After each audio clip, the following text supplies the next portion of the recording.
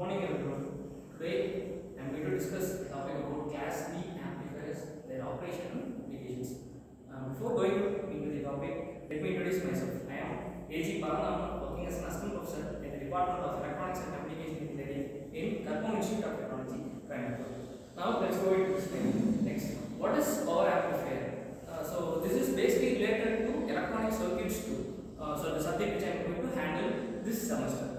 Electronic circuits too consist of lots of modules, starting from feedback amplifiers, then going into oscillators, then into tuned amplifiers, then finally into wave shaping circuits, and finally we have the class amplifiers or power amplifiers.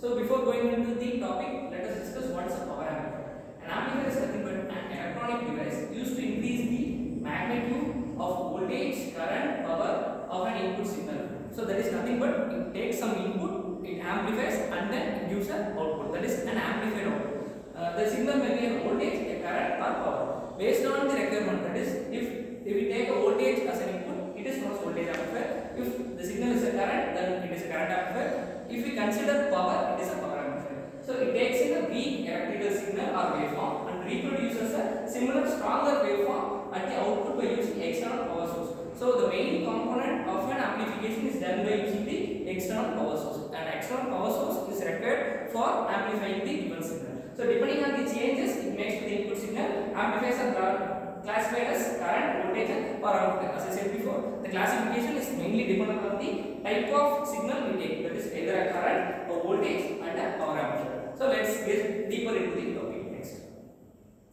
So next, the classes of audio amplifiers. So power amplifiers are mainly used for audio amplification. And specifically, they can be classified as A, B, AB, C, D, E, and F. These are the different types of or different classes of power amplifiers. So this general classification comes into two broad specifications. One is that is operating modes. The operating modes are defined as linear operating mode and switching operating mode. So in linear operating mode, the signal is the input signal is proportional to the output signal, or output is proportional to the input. Based on the input signal requirement, the output varies as a linear. Whereas in the switching, we have the switching circuit. So next, in linear mode, that is the linear mode of amplifier, the classification comes as class A, class B, class AB, and class C. So here the output is proportional to the input. So that means whether the input is varied in a smaller way or in a higher way. Based on that, the output is produced.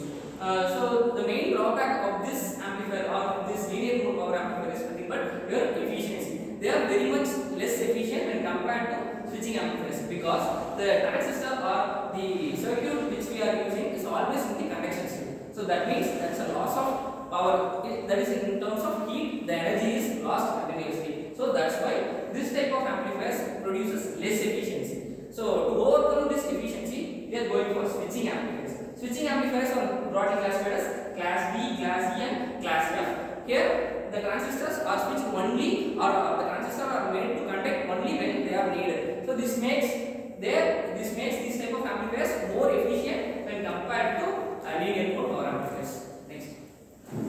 Next, in specifically, we are going to discuss about class B audio amplifier. So why we are going for class B audio amplifier? So class B audio amplifier is nothing but a commercially used audio amplifier. That's why we are going to discuss mainly about the class B audio amplifier. A class B audio amplifier is nothing but a switching amplifier or PWM amplifier. PWM stands for pulse width modulation. That is, the signal is generated in terms of, or the output is generated in terms of pulses. That's why it is known as PWM. That is pulse width modulation.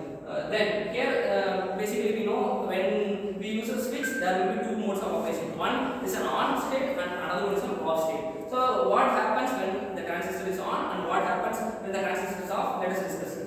So the class B amplifier is a switching amplifier, and when it is in the on state, it will conduct current, but have almost zero voltage. So since there is no voltage flowing across these switches, this produces no heat. That is, it is efficient in terms of power consumption. Whereas when the amplifier or when the transistor is in the off state, when the MOSFET is in the off state, the supply voltage will be going across the MOSFET, but due to no current flow, switching does not consume any power. So in both ways, whether the transistor is in on state or in off state, there will be no current consumption or no power consumption. That is, there will be a very less amount of power utilized.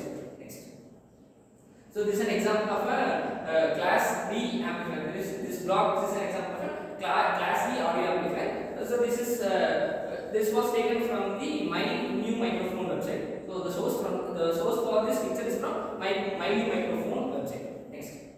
Next, this is the block diagram of a class D amplifier. So the block diagram is basically split into three halves. One is the PWM modulator, next is the switching circuit, and finally is the low pass filter. So in PWM modulator, we have the input as the audio signal. Then we have the error amplifier, a triangle wave generator, and a comparator. Whereas in a switching circuit, we will have the dead time zone and a level shifter. That is finally feedback to the input signal.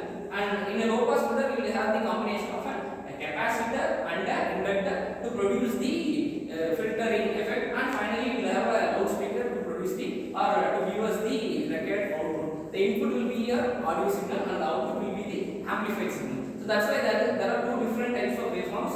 The input signal will have a less voltage or less amplitude when compared to the output waveform. So the output of this switching circuit will mostly be a pulsed width, which will be transformed by this filter into this output signal. Next. Yes, the stages of the class D amplifier, as I said, they are PWM modulator, switching circuit, and output low pass filter. So why specifically we are using a low pass filter is that the frequency range will be in the ranges of 20 kHz to 50 kHz. So that is a very low frequency when compared to high or ultra high frequency. That's why we are using a low pass filter.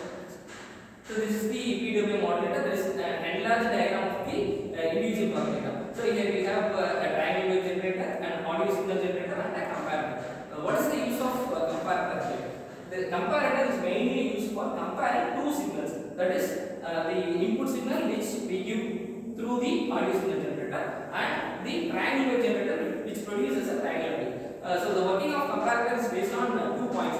Let us say the value plus and minus denotes two input signals. Plus denotes an input signal A, minus denotes an input signal B. When two input signals A and B, if A is greater than B, we will get a negative output, and if B is greater than A, we will get a positive output. This is the basic principle of a comparator. So here comparator compares two signals. The two signals are your triangle signal and your sine wave signal. So if the triangle signal is greater than that is the amplitude of triangle signal is greater than your audio signal, the output will be a negative pulse. If the triangle signal is, that is the amplitude of triangle signal is lesser than the input sinusoidal signal, the output will be a positive pulse. So what you will get is a peak of pulses, that is a negative pulse and followed by a positive pulse, and so on. So when the input, whichever signal, that is if your audio signal or your input signal is higher than the triangle signal, you will get a positive peak. Otherwise, vice versa, you will get a negative peak. So that's why for a triangle input, you are getting a pulses of output. So this is known as pulse width modulation. This is the basic concept of pulse width modulator or audio amplifier. Next. Yes, as I explained before, the comparator has two inputs A and B. When A is higher in voltage than input, here voltage denotes the amplitude. So that if the amplitude level of A is higher than B, the output will be your maximum positive voltage VCC, that is plus VCC. If in the other condition, when input is lower than, that is input A is lower than input B, your output will be a maximum negative voltage, that is minus VCC. So you will get a chain of pulses. Next.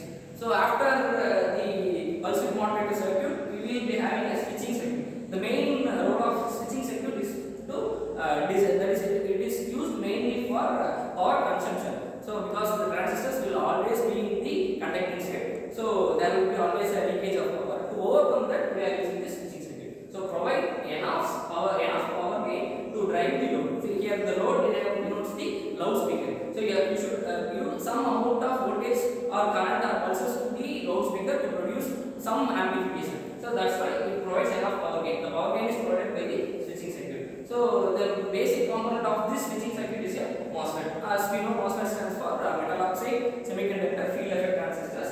So they have 4 terminals, namely source, drain, gate, and bulb or body. So as for industrial use, the bulb will be in active mode, and if apart from industrial use, the bulb will be shorter to the source. Next, the switching that do not overlap. This is the main condition for using MOSFET here. So the MOSFET, because of using MOSFET, we have some overlapping signals, but that should be avoided. So if the overlapping occurs, then there will be shoot through. So shoot through is nothing but signals overlapping each other, and there will be a loss of your information. That is known as shoot through. So the non-overlapping type. So you should design a MOSFET such that there will be non-overlapping of signals. Such non-overlapping is known as non-overlapping time is known as dead time. So you should specify this dead time clearly. So when you design this system using a MOSFET, this dead time is plays a major role. Next.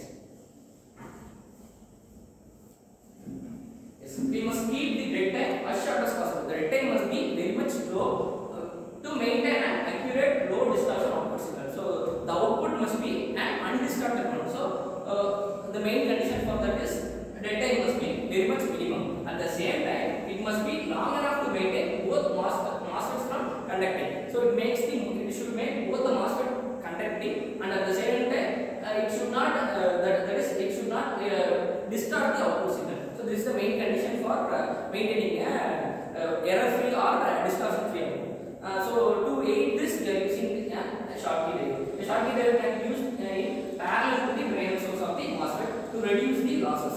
So to reduce the losses, we are using a Schottky diode that should be connected in a parallel. Next, the final block of this circuit comes in an output low pass filter. So first we have discussed the pulse width modulator followed by a switching circuit. Then finally we have an output low pass filter. So the function of this output low pass filter is to attenuate and remove the harmonics. So harmonics are nothing but the unwanted signals which are coming along with our output signal. So by using an output low pass filter, we are attenuating or we are eliminating the unwanted signals. So that's why we are using an output low pass filter.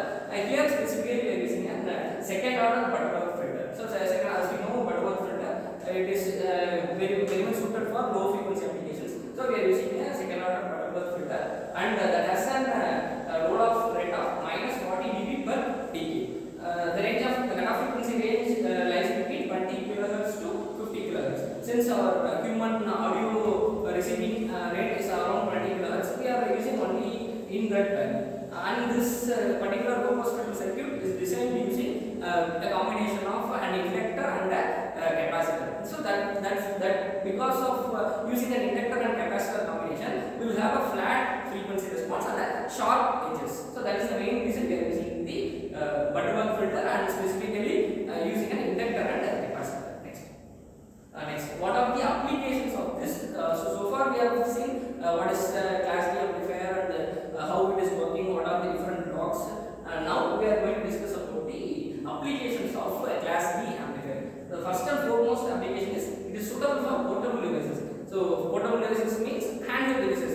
The device can be carried easily from some place to other place without any disturbances. Another requirement is that these portable devices does not require any heat sink arrangement. So because of that, they are so much suitable. That is Class D amplifier is so much suitable for portable devices. Then other commercial applications includes television sets and home theater systems. So most woofer systems and home theater systems uses Class D audio amplifier. Then high volume consumer electronics. High volume consumer electronics is nothing but surround system used in various theaters. Then headphone amplifiers, mobiles, automotives, everything uses your Class D audio amplifier. Next.